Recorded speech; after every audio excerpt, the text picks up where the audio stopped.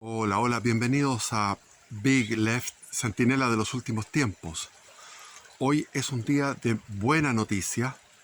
Se está reconsagrando el templo de Nuestra Señora de la Asunción, o de la parroquia de la Asunción, que está en la comuna de Santiago, en, a 2 cuadras, por Vicuña Maquena. Ustedes van por Vicuña Maquena a 2 cuadras de la Plaza Baquedano. Es una de las iglesias que fue saqueada un 8 de noviembre del año 2019, cuando una turba de orcos satánicos desvalijó, saqueó todas las imágenes sagradas, los bancos, etcétera, y hizo barricadas.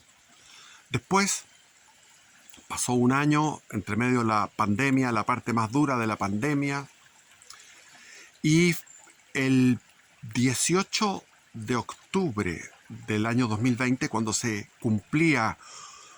conmemoraba solemnemente por las huestes infernales de los orcos satánicos, conmemoraban un año del estallido fecal. Quemaron esa iglesia y otras. También está la iglesia que se llamaba la Catedral de los Carabineros, que está como a 300 metros de ahí, casi enfrente de lo que era el edificio de la UNTAC, que se construyó en el año 71, en el tiempo de Allende, y después pasó a ser el Diego Portales, y después pasó a ser el edificio Gabriela Mistral, donde lo tomaron los artistas que son siempre de izquierda revolucionaria, insurreccional y violenta, o por lo menos, si no son violentos ellos promueven la violencia. Entonces, cuando fue aquel hecho, ese 9 de noviembre, yo quedé perplejo, estupefacto, dije, esto se pasó. Pero no es solamente que fuera ese grupito de jóvenes, que probablemente sean así, porque tienen el vacío del hogar, porque ya las madres no están, esa presencia maternal en el hogar, sino que la madre sale a trabajar y el padre sale a trabajar, o se separaron, o simplemente no hubo matrimonio. Son hijos del abandono, de la falta de familia, y que se fusionaron en tribus completamente antisistema. ¿Por qué? Porque ellos tienen un resentimiento de ser el resentimiento del bastardo, del guacho, del abandonado, del que no tiene padre y que quiere destruirlo todo porque no ha podido triunfar, o qué sé yo. Entonces esta gente era una punta del iceberg, porque había un 90% que no fueron a hacer eso, pero que sí rayaban las iglesias del centro. Yo estuve el 31 de octubre en el centro con mi hijo Sebastián en la noche, por motivos de prácticos, porque había que trasladar. Sebastián estaba ahí a una cuadra de la Plaza Baquedano, y era un objetivo de destrucción. Lo querían destruir, y a mí también. Yo tuve también, bueno, no es para hablar aquellas cosas, pero fui perseguido, perdí el trabajo, fui atacado por los antifas, etcétera, y mi hijo sobre todo. Yo estaba tan enojado con Chile y con los chilenos, y veía tanta vulgaridad, tanta estulticia, estolidez. Vayan a consultar. Tan safios. Vayan a consultar. Con Z, safios. Torrejas, yeures, picantes, salames, ramplones, soeces, vulgares, que se bajan de una camioneta de 4x4 gigante, pero el tipo que se baja es un semicivilizado, es un semisalvaje, como decía Francisco Antonio Encina, conociendo muy bien a los chilenos, porque conocía la historia en detalle. El pueblo chileno es semisalvaje. Bueno, yo estaba tan enojado con Chile cuando fue el estallido, que me quise hacer peruano y me fui a Perú a buscar trabajo en Perú. Me fue mal. Y mi hijo, mientras tanto, se dedicó a a formar la vanguardia, que era un grupo de jóvenes que iban a la Plaza Baquedano a destruir todos esos ídolos, esos demonios que ponían en la noche, en el día. En la noche ellos iban con una camioneta y los laceaban, los amarraban y los tiraban, qué sé yo. Bueno, yo ese día me bajó una tristeza, una consternación y dije, bueno, esa es la parroquia de se me olvidó el nombre del párroco, pero él era primo hermano de mi padre, o sea, pertenecía a la familia de alguna forma. Iba de visita a mi casa cuando yo era niño, en la década del 60, y yo escuchaba embelesado las historias, los cuentos que él contaba. Era un hombre afable, luminoso, sencillo, encantador, tenía una frescura espiritual y andaba en sotana, como eran los tiempos aquellos. Y este sacerdote, como les digo, iba a mi casa y nos contaba chistes, y todavía podría yo contarle los chistes de él, los chistes de curaditos, me acuerdo, chistes muy entretenidos, y nos reíamos y me quedaron grabados para toda la vida, tanto así que yo podría hacer un video contando las historias y los chistes de este sacerdote, que era el párroco de esa parroquia de la Asunción. Esa parroquia se fundó en 1876 para atender gente que... Todos los fieles que estaban en la zona de Providencia, en esa zona, era una zona agrícola, agraria, antes de la Guerra del Pacífico, 1876, cuando recién se estaba haciendo toda la remodelación del Cerro Santa Lucía, y el alcalde de Santiago era Benjamín Vicuña Maquena. Y ahí en esa misma calle del nombre de Benjamín Vicuña Maquena estaba esta iglesia, y cuando la vi saquear, me acordé de las visitas que hacíamos con mi padre a este sacerdote. Había un claustro con árboles, con una fuente con pescaditos naranjos, y él me leía libros, y yo embelesado escuchando los libros de este sacerdote. Y me leía, por ejemplo, lo que más me acuerdo era el Principito. El Principito, esa famosa novela de Antoine Exupéry, Saint-Exupéry, creo que lo pronuncié bien, que él se sorprendía, decía, ¿cómo es posible este milagro de la ciudad de Punta Arenas? O sea, Punta Arenas para él era un milagro, porque tomó el avión, en ese tiempo los aviones eran biplanos, él iba llevando cartas y encomiendas en ese avión biplano, y Antoine de Saint-Exupéry, toda la Patagonia oriental, o sea, desde Bahía Blanca, Viedma, Puerto Deseado, etc., iba viendo todo esto y no veía seres humanos. Era como algo, él decía, es algo cósmico, de soledad, de desolación, y de repente encontraba la ciudad de Punta Arenas, la ciudad más austral del mundo. Ahora ya no es, ahora es Ushuaia. Y en esa época los argentinos no tenían salida al Pacífico, ahora sí tienen salida al Pacífico por Ushuaia, por el canal de Beagle. El canal de Beagle en su totalidad era chileno, completo. Eso fue una ganancia en plena dictadura, ganancia territorial de los argentinos. Bueno, y entonces me leía todo eso esa novela de El Principito. Es un cuento largo o una novela corta, y la boa que se tragaba a un elefante, yo quedaba consternado. Y el Principito que tenía un planeta, y yo me he transformado en un principito. El que me llamaba Principito a mí era Gastón Sublet, que falleció ayer a los 98 años. Él me llamaba a mí, me puso como apodo el Principito, por varios motivos. Yo vivía en mi mundo interior, mi mundo propio de mi planeta, regando mi rosa, viendo mis volcanes, contemplando cuántas puestas de sol podía yo tener. Yo era un principito cuando era adolescente. bautizado por el mismo Gastón Sublet. Y entonces me acuerdo que venía el crepúsculo y escuchaba esta lectura del Principito de este sacerdote pariente, y después veo el saqueo, y después al año siguiente la destrucción, la quema de esa iglesia junto con las otras iglesias que se quemaron, y yo dije, queda una semana para el plebiscito de entrada, donde se le preguntaba al pueblo chileno si ellos estaban de acuerdo con un proceso constitucional, con cambiar la constitución.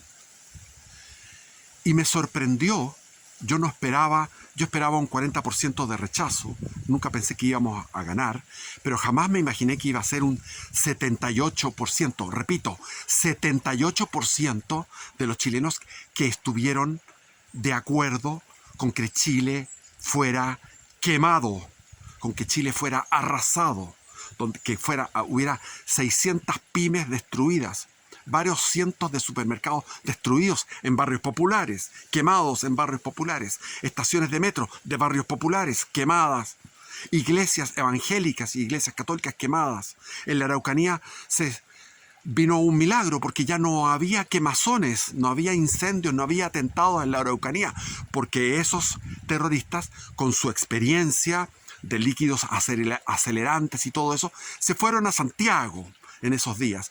Curiosamente la Araucanía estaba en paz, porque ellos se fueron a trabajar, fue algo concertado, algo planificado, estuvieron tratando de encender la mecha todo ese año en distintas oportunidades, y mi hijo lo vio porque estaba en la calle y estaba haciendo activismo desde la derecha con su movimiento Capitalismo Revolucionario, lo vio, lo previó. Entonces, un 78% de los chilenos, y me van a decir, no, es que fue un voto voluntario, sí, y los otros huevones, típico gente de derecha que se quedan en la casa. Ayer fui a votar por una elección interna del Partido Nacional Libertario, el partido de Johannes Kaiser, que pasaron los 50.000 inscritos, pero del padrón de militantes del Partido Nacional Libertario solamente hemos ejercido el derecho a voto, o la obligación de votar en estos casos, por la situación de emergencia nacional. Deberían todos los que se matricularon como militantes del Partido Nacional Libertario haber ido a votar, y debería haber sido un ejemplo para los otros partidos de superar el 30%, que es la media de las votaciones internas, en este caso por consejeros nacionales, etc. A mí me carga eso, me carga, pero fui ayer a votar porque es lo único que puedo hacer. ¿Qué más puedo hacer? Aparte de lo que estoy haciendo con mi canal, con este país vulgar, ignorante, estúpido, muy estúpido. Porque ahora las encuestas está subiendo Kast. Eso significa ignorancia absoluta.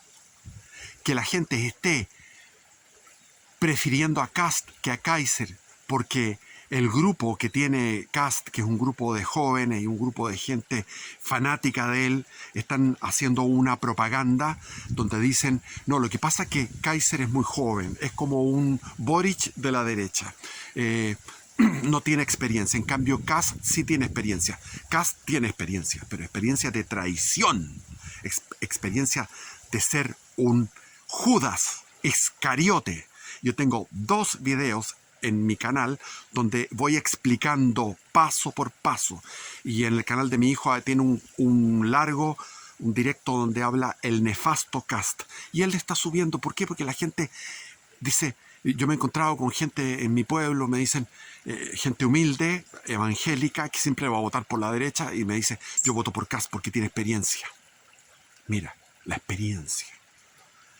Es decir, hay eslóganes, hay frases cortas que llegan a la gente. No hay reflexión, no hay estudio, no hay investigación, solamente frases cortas. No, y está subiendo Kast, lo que significa que va a ser una desgracia. Si Kast y Kaiser llegan a la primera vuelta debilitados y llega Matei superándolo a los dos, porque estamos divididos en estos dos candidatos, Matei va a ser un desastre absoluto. Y si llega Kast superando a Kaiser y llega a Kast a ser presidente, también va a ser un desastre. Así de simple. El país no aprende. Entonces, hoy día es un día importantísimo porque el cardenal Chomalí está reconsagrando una iglesia, un templo de la Iglesia Católica que tuvo que ser reconstruido, refaccionado y ahora está de nuevo funcionando. Una señal positiva, porque falta todavía en la llamada catedral de los carabineros que fue destruida. También falta devolver la estatua ecuestre a la Plaza Baquedano, a darle la dignidad que merece. ¿Ustedes se imaginan a los ingleses en Londres yendo a votar en la estatua de Horacio Nelson, del héroe que ganó en Abukir, en Trafalgar, en el Cairo, no el Cairo, se me olvida el nombre, batallas formidables donde él fue un osado, tuvo visión estratégica, dio independencia de toma de decisiones a sus otros comandantes. Además de un genio, fue un líder y un héroe que dio la victoria naval para el Imperio Británico. ¿Se imaginan a los ingleses destruyendo esa estatua? ¿Se imaginan yendo a la catedral de Westminster, creo que se llama, a profanarla y a incendiarla? No, eso pasa en Chile. Eso pasa en Chile. Entonces, buena noticia. La otra noticia que me carga la gente que dice, ¡oh, qué triste que se fue! No, yo me alegro. Se fue Gastón Suplet. Se fue, yo creo, a la casa del Padre. Yo creo que es un hombre sabio, un católico muy a su manera. Yo lo fui a ver. O sea, lo fui a ver. Tendría que contarles. La hija era compañera de curso de mi hermana menor y iba todos los días a mi casa y yo le dije a su hija que quería que ir con varios jóvenes a hablar sobre Cristo y sobre la filosofía oriental y las religiones orientales. Entonces había jóvenes de 14 años, yo tenía 15 recién cumplidos, y fuimos a la casa en Vitacura, una casa modesta, no una tremenda casa, la de Gastón Suplet, y él fuimos porque queríamos saber sobre las religiones orientales, sobre el Bhagavad Gita, sobre el Tao Te Ching, Lao Tse, Krishna, Confucio. Eso es lo que nos interesaba. Y él lo primero que dijo, primero tengo que decirles, yo soy católico, yo creo en Cristo, y empezó a hablar de Cristo formidablemente, y después nos dijo un resumen tan fantástico que hasta el día de hoy lo ocupo, que dijo, las espiritualidades y las religiones y las doctrinas y los métodos meditativos, etcétera, filosóficos del taoísmo, del confucianismo, del shintoísmo, sobre todo del hinduismo y del budismo del oriente, son el camino que hace el hombre hacia Dios. Y el cristianismo, el pueblo judío en primer lugar, Abraham, Isaac, Jacob, Moisés, David, los profetas, etc. Y después la llegada del Verbo encarnado en María, eso es el camino de Dios hacia el hombre. Entonces, ¿se pueden encontrar? Sí, podría haber puntos de contacto entre el camino del hombre hacia Dios y el camino de Dios hacia el hombre. En todo caso, ¿qué importa si uno meterse en todo lo que es? Yo perdí años de años metiéndome en ese camino del hombre hacia Dios, cuando está el camino de Dios hacia el hombre, que es comunión. Uno comulga el cuerpo de Cristo, acudir los domingos y comulgar el cuerpo de Cristo, recibir la confesión. O sea, es algo que es un contacto inmediato. O sea, la espiritualidad es una especie de buffet. Es un buffet. O sea, es una mesa llena de distintos sabores. Hay postres, hay platos de fondo. Entonces uno va con su bandeja, con su conciencia y con su hambre de gozo espiritual y puede encontrar distintos sabores. Sabores, el Kriya Yoga, Paramahansa Yogananda, que transmitió toda una técnica de respiración y tiene un sabor. El budismo zen tiene otro sabor, son sabores, y yo los he experimentado. Yo me he dedicado en mi vida a recorrer esta mesa, este buffet espiritual. Pero no hay nada más delicioso que la comunión y que la devoción a María. O sea, la Eucaristía y la devoción a María. La devoción a María te da una dulzura, valga la redundancia, dulcísima. Tengo que decir, dulzura, ¿qué le iba a poner? Dulcísima. Dulzura dulcísima. Dulzura liviana.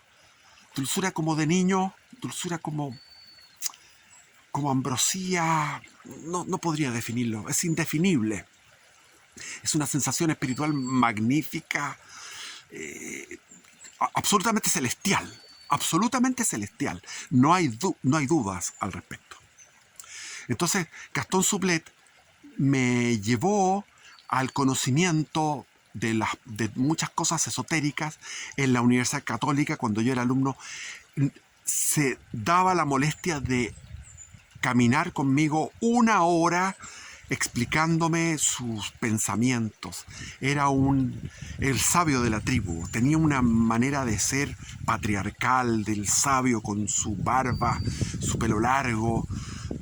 La Violén, su hija, que era cantante, que era músico. La Violén, yo la iba a ver y la Isabel, excelentes. El otro hijo que era ingeniero, había sido marino, se salió de la marina y era ingeniero. Estuve en sus casas, alojando con ellos, conversando. Los amigos, la amiga de la Violén, la Marcela Holstaffel, que era cantante soprano número 1 del mundo en su momento. Había 3, 4 cantantes sopranos. Estaba la Marcela Holstaffel. O sea, gente de un refinamiento, de una cultura, una élite, la que siempre estaba rodeando a Gastón Sublet.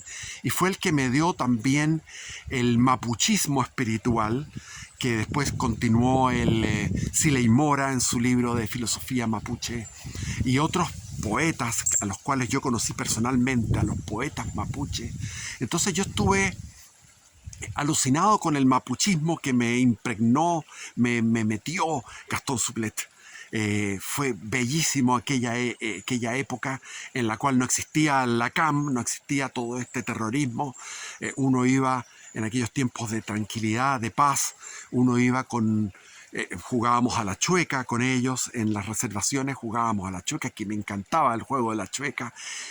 Practicábamos trutruca, cultrún, fabricábamos mazos con madera de luma, ahuecábamos, yo no lo hice, pero no quiero incluirme, pero los hermanos Vázquez ahuecaban un tronco para hacer una canoa y cruzar el río Biobío en esa canoa, etc. Practicábamos el Colle Yaullín, que era una disciplina marcial mapuche, y todo eso fue